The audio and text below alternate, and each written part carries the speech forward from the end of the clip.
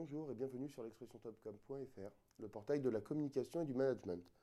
Emmanuel Vivier propose une méthodologie en 4 étapes pour choisir les bons Key Performance Indicators et métriques pour mesurer le succès, la rentabilité et les performances de vos campagnes digitales, de marketing viral, de buzz marketing sur les médias sociaux tels que Facebook, Twitter, YouTube.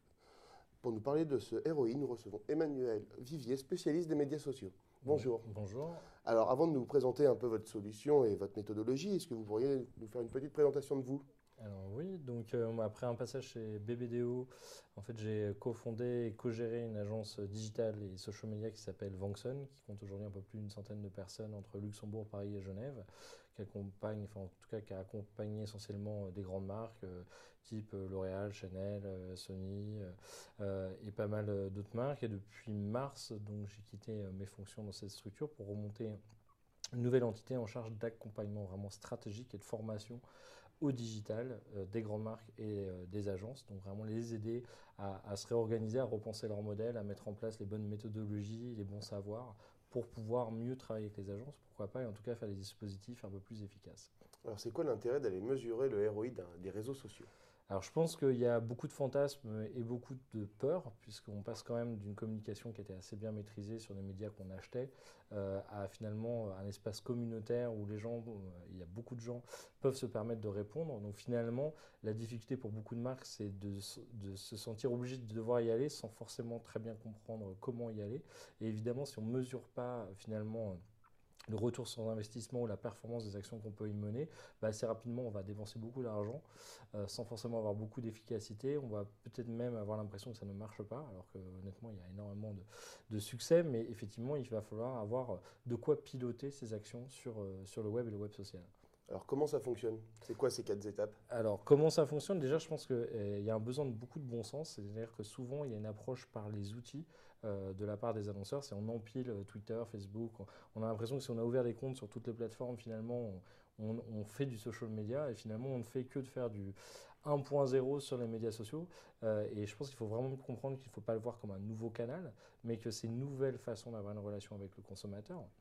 Donc oui, on peut créer de la notoriété, oui, on peut essayer de créer de la préférence de marque, on peut effectivement générer de l'achat soit online, soit offline. Il y a aussi des gens qui cherchent sur Internet pour l'acheter en magasin. Mais il y a aussi une dimension d'advocacy, donc de recommandation qui est particulièrement importante puisque les gens, une fois qu'ils ont acheté votre produit ou votre service, peuvent s'exprimer positivement ou négativement derrière tout ça. Et donc au lieu finalement, on va dire, de plonger dans tous les indicateurs de chaque outil, je pense qu'il faut revenir un tout petit peu à qui on est, quel est notre business, finalement quel est notre business model et comment on gagne sa vie pour finalement être capable de comprendre assez rapidement dans toutes les actions qu'on va mener qu'est-ce qui fonctionne, qu'est-ce qui ne fonctionne pas, est-ce qu'il y a des goulets d'étranglement, est-ce que par exemple on est très fort en notoriété mais derrière les gens, il n'y a pas de préférence de marque, est-ce qu'à la limite on vend bien mais on ne transforme pas son audience en ambassadeur alors que le concurrent le ferait très bien. Et donc en fait c'est vraiment de repartir d'indicateurs business qu'évidemment on va traduire en indicateurs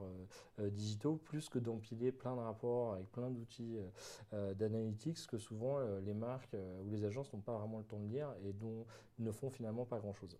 D'accord. Alors, c'est quoi exactement ces 4 étapes? Comment on les, en gros, si on les résume simplement? Alors, en fait, enfin, c'est pas 4 étapes, en fait, c'est 4 points essentiels qui est effectivement l'analyse de la notoriété. Donc, c'est quelle part de voix je suis capable de générer sur le digital et sur les médias sociaux en valeur absolue par rapport à la concurrence.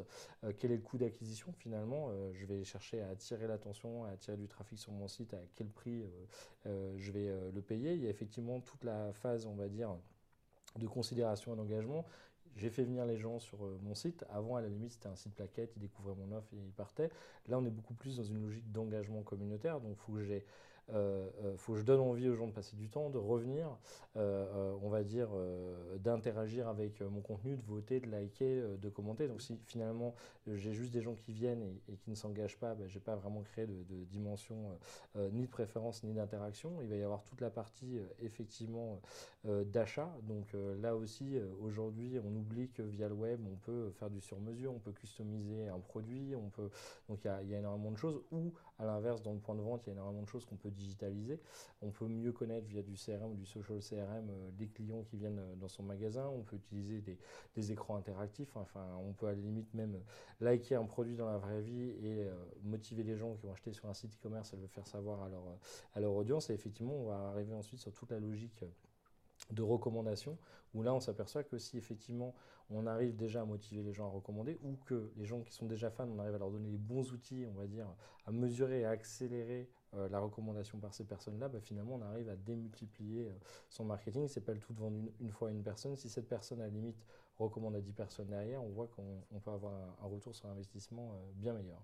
Alors, est-ce que vous pouvez nous faire un petit exemple d'une entreprise qui a utilisé votre méthode? Est-ce que ça lui a apporté? Alors aujourd'hui, on va dire que cette méthode est vraiment une synthèse de ce qu'on a pu vivre en agence au préalable. Donc là, on est en train, puisque la nouvelle activité est assez nouvelle, mais en train de le mettre en place chez certaines marques. Donc on discute avec des marques chez L'Oréal, on discute avec des marques du groupe CEP par exemple, qu'on est en train d'accompagner et en formation et en méthodologie, mais on va dire qu'ils sont déjà en train d'utiliser ce type de méthodo et d'approche pour justement remettre un petit peu de cohérence dans tous les outils qu'ils ont. Donc c'est pas forcément de réinventer de nouveaux outils, c'est plutôt de faire le tri dans tout ce qu'ils ont et finalement réaligner les métriques sur leur activité business. Et c'est vrai que des fois on a un peu tendance à la perdre de vue quand on s'engage dans le digital et les médias sociaux qui sont certes très passionnants, mais des fois un petit peu dans leur micro-bulle par rapport aux consommateurs. Alors vous, en fait, vous accompagnez, vous formez ou vous venez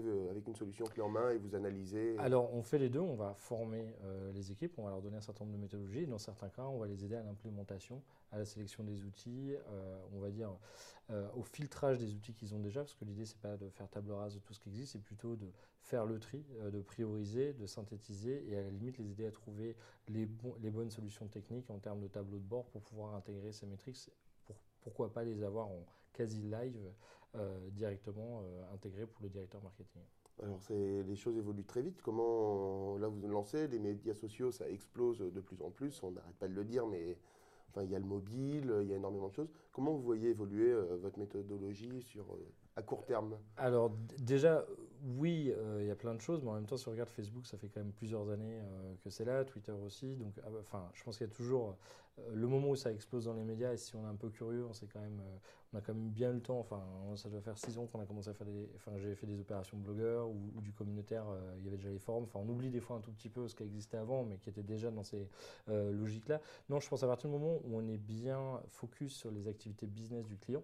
A priori, il n'y a pas de problème à avoir, puisque a priori, on va continuer de devoir générer l'attention, on va continuer de devoir convaincre les gens de préférer sa marque, de l'acheter, de la recommander. Les outils vont changer, les outils vont évoluer. On voit d'ailleurs même un Facebook quasiment tous les mois ou tous les 2 mois, il se passe des nouvelles choses. Et donc, charge à nous aussi d'accompagner les annonceurs pour rester au courant. Donc on fait aussi pas mal de petits rapports de veille de tendance pour leur dire attention, est-ce que vous avez pris en compte les derniers changements de Facebook et voilà comment ça va impacter en termes de métriques. Donc là aussi, je pense que c'est accompagner les annonceurs en termes de veille pour les nourrir régulièrement, parce que malheureusement, ils n'ont pas toujours le temps ou les équipes suffisantes pour fine-tuner. Et c'est un processus et pas juste une finalité. C'est-à-dire que la mesure continue d'évoluer et puis on ne mesure pas une fois.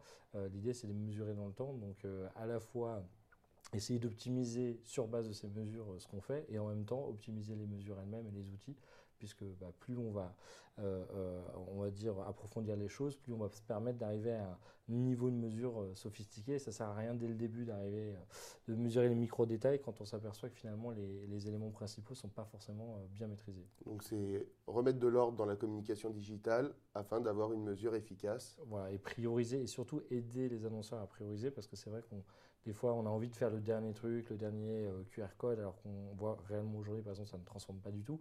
Ça sera certainement le cas le jour où ça sera un standard sur iPhone, par exemple, par défaut. Et donc, c'est les aider à faire un petit peu le tri, parce que c'est vrai qu'entre la hype des blogs, des médias, la réalité terrain, Paris, c'est très sympathique, mais il y a le reste du monde, voire il y a la province qu'on oublie souvent, les usages sont quand même pas tout à fait les mêmes. Il y a un moment où la techno existe et le moment où elle est vraiment adoptée par les gens. Et donc, finalement, si on a un bon tableau d'indicateurs, on sait assez bien ce qui fonctionne pas.